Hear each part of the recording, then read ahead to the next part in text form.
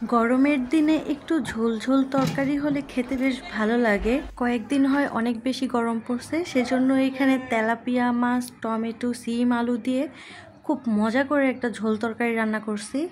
তরকারি রান্না করার জন্য এইখানে কয়েক পিস তেলাপিয়া মাছ নিয়ে নিছি।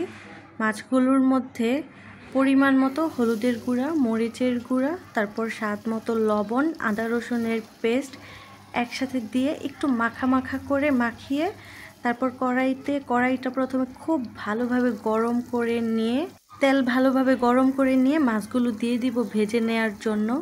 ওইদিকে মাছ ভাজি হইতে হইতে এখানে কয়েকটা টমেটো নিয়ে নিছি, আর টমেটোর মধ্যে হলুদ গুঁড়ো, মরিচ গুঁড়ো, স্বাদ মতো লবণ দিয়ে একটু ভালোভাবে মাখিয়ে নিব।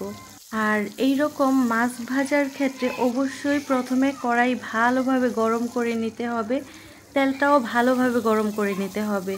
ভালোভাবে গরম না করে নিলে মাছ কড়াইতে লেগে যাবে আর মাছটা ভেঙে নষ্ট হয়ে যাওয়ার সম্ভাবনা থাকে। আর তরকারি রান্না করার ক্ষেত্রে মাছ একদমই পুরো ভাজা ভাজা না হইলেও চলে, কারণ তরকারি রান্না করার ক্ষেত্রে আধা ভাজা হইলেও চলে।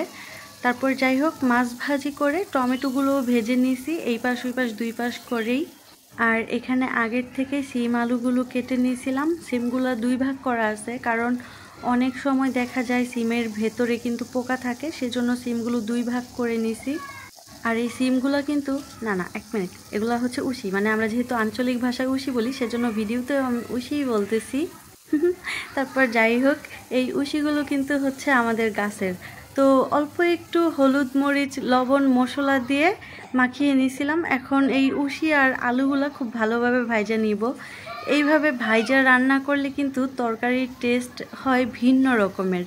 কষাইয়াও রান্না করা যায়, কিন্তু আজকে একটু ভিন্নতা আনার চেষ্টা করলাম রান্নার মধ্যে। তারপর উশি আর আলুগুলো একটু ভেজে নিয়ে কড়াই থেকে নামিয়ে নিব। আপনারা দেখতেই পাচ্ছেন কতটুকু ভেজে নিয়েছি, একদমই কিন্তু ভাজা ভাজা করে ফেলিনি। ইস ভাই, কি কমু দুঃখের কথা, এমন এক জায়গায় থাকি এখানে সারাদিন পোলাপাইনের চিল্লাচিল্লি থাকে, এই মাছওয়ালা, এই জুতা সেলাই, এই ময়লা। তারপরে এই যে দেখেন, একটার পর একটা প্লেন যাওয়ার মধ্যেই থাকে, এই অবস্থা।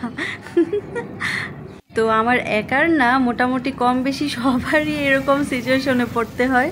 তারপর যাই হোক, এদিকে চুলার মধ্যে নতুন করে আবার তেল দিয়ে তেল গরম করে পেঁয়াজ কুচি, আদা রসুনের পেস্ট দিয়ে তারপর একটু পানি দিয়ে দিয়েছিলাম যেন পেঁয়াজ রসুন আদা রসুনটা পুড়ে না যায়। তারপর আবারও হলুদ গুঁড়ো, মরিচ গুঁড়ো, তারপর স্বাদ মতো লবণ, সামান্য একটু পানি দিয়ে আবারও মশলাটাকে একটু ভালোভাবে কষায় নিব। আর যখনই আপনারা দেখবেন মশলা থেকে উপরে তেল ভেসে উঠেছে, তখন বুঝে নেবেন যে মশলাটা কষানো হয়ে গেছে। মশলা কষানো হয়ে যাওয়ার পরে ওই যে উশি আর আলু ভেজে রাখছিলাম, এই উশি আর আলুগুলো একটু ভেজে কষিয়ে নিব আবারও। আর যেন মশলাটা উশিগুলো কড়াইয়ের মধ্যে পোড়া লেগে না যায়, সেজন্য সামান্য একটু পানি দিয়ে আবারও নেড়ে চেড়ে ভালোভাবে কষিয়ে নিয়ে তারপর কিন্তু পরিমাণ মতো এইখানে ঝোল দিয়ে দিচ্ছি। এইটুকু পানি দিয়েই সম্পূর্ণ রান্নাটা শেষ করব। এখন আর খুব বেশি পানি দেইনি, যেহেতু উশি আর আলুগুলো ভেজে নেওয়া হয়েছে, তখনই অর্ধেকটা সিদ্ধ হয়ে গেছিলো। পানি দিয়ে সম্পূর্ণ রান্না হবে। ঢাকনা দিয়ে ঢেকে রাখলাম 4-5 মিনিটের মতো।